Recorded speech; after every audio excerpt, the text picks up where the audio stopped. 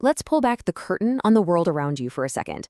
Because the cities, the suburbs, and the towns that we all live in, well, they didn't just happen. They were designed. They were born from these incredibly powerful and often fiercely competing visions that are still shaping our lives every single day.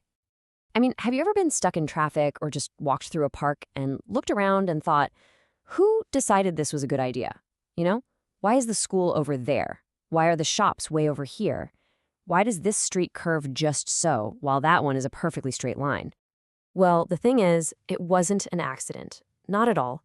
The way our modern world looks and feels is actually the result of this huge clash of visions. It was a century-long debate between some of the most brilliant and influential thinkers you've probably never even heard of. And they were literally fighting over the soul of how we should live together. And that fight really starts with two major figures who had completely, and I mean completely, opposite ideas for what the perfect city should be. This is the great divide, the vertical versus the horizontal. It's towers versus acres. So on one side, you've got the Swiss-French architect Le Corbusier. And this one quote, it tells you everything you need to know about his philosophy. For him, a city wasn't about charming little streets or cozy corners. Nope, it was about order, logic, and pure radical efficiency. See, Le Corbusier looked at the messy, overcrowded, chaotic cities of his time, and he was just horrified. So his solution was something he called the radiant city, a vision of extreme high-density living. Just picture this, massive, identical skyscrapers set really far apart in these huge, park-like green spaces, all organized on a super rigid grid. He was so committed to this idea of a clean slate that he famously proposed demolishing the entire historic center of Paris to build his vision. And this wasn't just some fantasy. He actually got the chance to design the entire city of Chandigarh in India from the ground up based on these very principles. So while Le Corbusier was dreaming of building up, of scraping the sky, another legendary architect was dreaming of the exact opposite. He wanted to spread out. Way out. And that brings us to Frank Lloyd Wright. If Le Corbusier's city was a machine, Wright's was more like a sprawling natural landscape. He imagined something called Broadacre City, which was pretty much the anti-city. His core belief was total decentralization. Every single citizen, he argued, deserved their own plot of land, at least 1 acre. And he saw these new technologies, the car and the telephone, not as tools to make cities better, but as the tools that would let us escape them entirely. And you guessed it, this vision basically became the philosophical blueprint for American suburbia. And this is where you really see the clash, right? You could not have two more different ideas. Le Corbusier is all about extreme high density and collective living in a city that works like a machine. Wright is championing extreme low density and radical individualism, where the city just dissolves into the landscape. This is the fundamental tension that has defined how we've built our world for the last 100 years. But, of course, not everybody saw the world in such black and white terms. Other planners were out there searching for a middle ground. They were trying to find a way to get the best of both worlds without going to those extremes. Really, they were looking for community.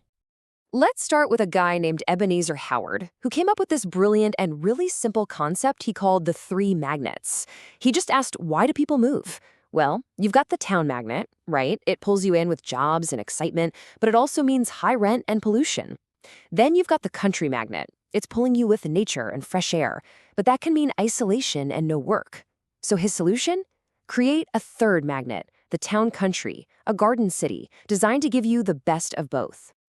Then you had Clarence Perry, who basically created a simple recipe for the perfect neighborhood. His idea, the neighborhood unit, was all built around a single elementary school. You put the school right at the heart, ring the whole area with major roads to keep through traffic out, put some shops at the corners, and then fill the inside with quiet, safe streets and parks. Sound familiar? It absolutely should. This became the blueprint for countless communities. Okay, so we've got the big picture visionaries and the community builders. But there was another group of thinkers who were focused on something totally different. They weren't pushing for one single ideal city.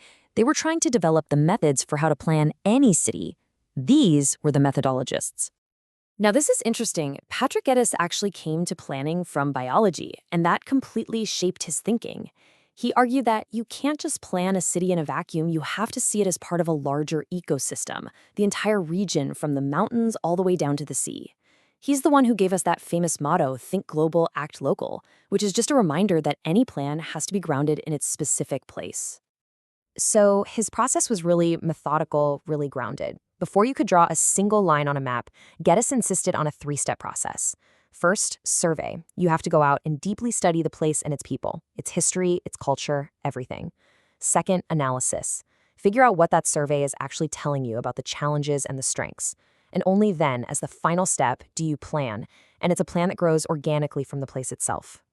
And following in that scientific tradition was Konstantinos Stoxiadis, who tried to create a whole new field with a kind of wild name, Ekistics, the science of human settlements. He really believed we could study cities with the same rigor that we study any other biological system. He didn't see them as static things, but as dynamic, living organisms that were constantly growing and changing. And he broke down every single settlement into what he called 5 core elements. You've got nature, which is the physical landscape. You've got anthropos, a fancy word for the individual person. Then society, the community. You have shells, which just means the buildings. And finally, networks, transportation, communication, all the stuff that connects everything. For Stoxiadis, a healthy city had to keep all 5 of those in balance. So, towers versus acres, garden cities, these scientific methods. This isn't just some abstract history lesson. The legacy of all these ideas is literally all around you. It is shaping the world you walk through every single day. I mean, you can draw a straight line from their theories to our reality. Howard's Garden City idea, it inspired new town movements all over the globe. Le Corbusier's Towers in the Park, that became the model for countless high-rise housing projects. Frank Lloyd Wright's dream of everyone spreading out, that's the reality of modern suburbia. And Clarence Perry's simple recipe for a neighborhood, that's in the DNA of thousands of subdivisions built over the last 70 years. Their theories became our world. These were the giants who wrestled with the huge problems of their time. Industrialization, the car, massive population growth, and the answers they came up with built the world we inherited. But today, we're facing a whole new set of challenges, right? Climate change, remote work, digital communities, and that leaves us with one big question. Who are the thinkers defining the answers for our century? And what kind of world are they designing for us right now?